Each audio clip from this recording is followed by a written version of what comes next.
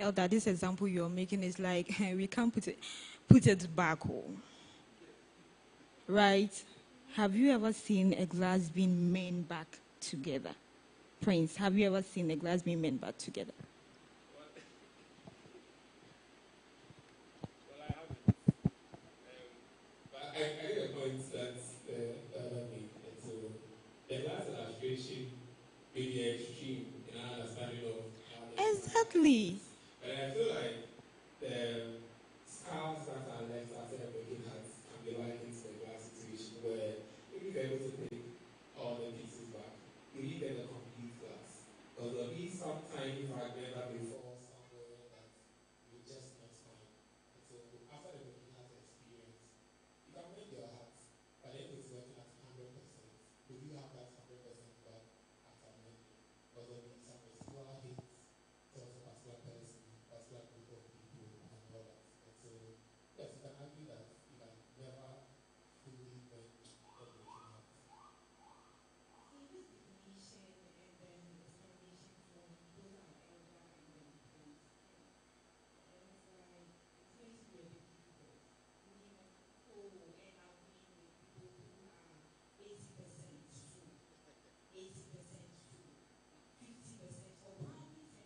Fool. And it's all because anymore, or probably the relationship. Anyway, we will actually get to that. Let's move to that other part of our topic. What does it mean to say that? Saying yes.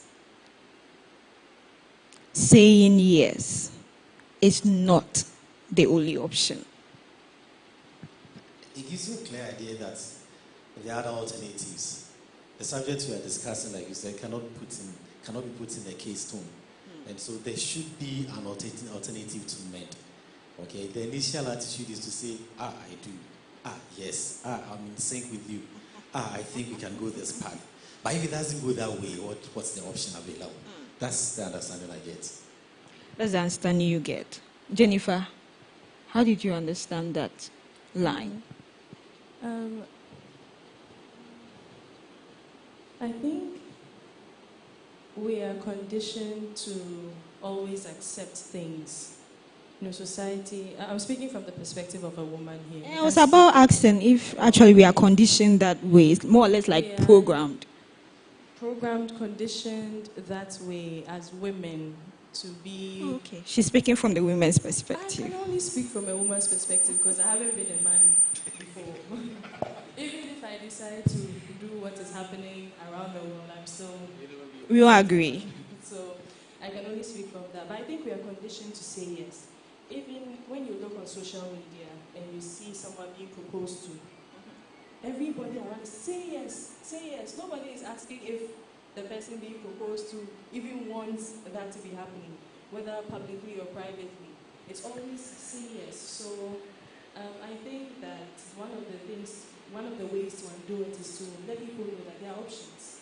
You don't always have to say yes. You can say no, and you should say no, because at the end of the day, all the people around you saying yes will go to their homes, and whatever you said yes to, whether if you like it or not, you are going to deal with whatever it is. So I'm all for saying no. Hey, really? Meaning that has someone ever proposed to you for you to say no? Have you been in that kind of experience before? Hey, have we reached the US? Getting to the end. I think to add to Jennifer's point, we need to get to a point where people believe that they have options, and so you don't feel cornered.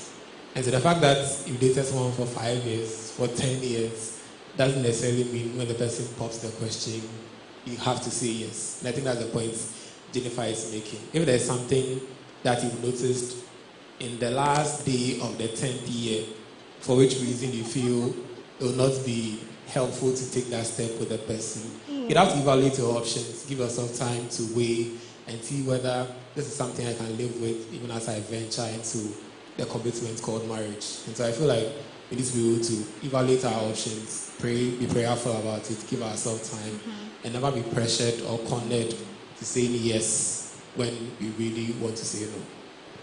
You know, I want us to elaborate a bit more on the comment Jennifer made, that we find ourselves in a society whereby there's pressure all around. Elder, how do this social pressure, especially with the youth, forgive me our older people, but let me be biased today. Let's focus on the youth. How do you think this social pressure, even from peers and others, affect we the youth entering into relationship? That social pressure is very strong and it's very active in present day society. In the sense that the things we look out for to make a decision is more physical than what should be very spiritual. And the things we look out for in a very committed relationship is more the relational side of what externalities would appreciate from the fanfare and the flair that goes with it, than what we truly think this is what I need to get into. Because with our understanding as Christians, it's almost for better for worse. So, Elder, you mean that we should forgo the physical aspect and focus only on the spiritual aspect? Focus on the spiritual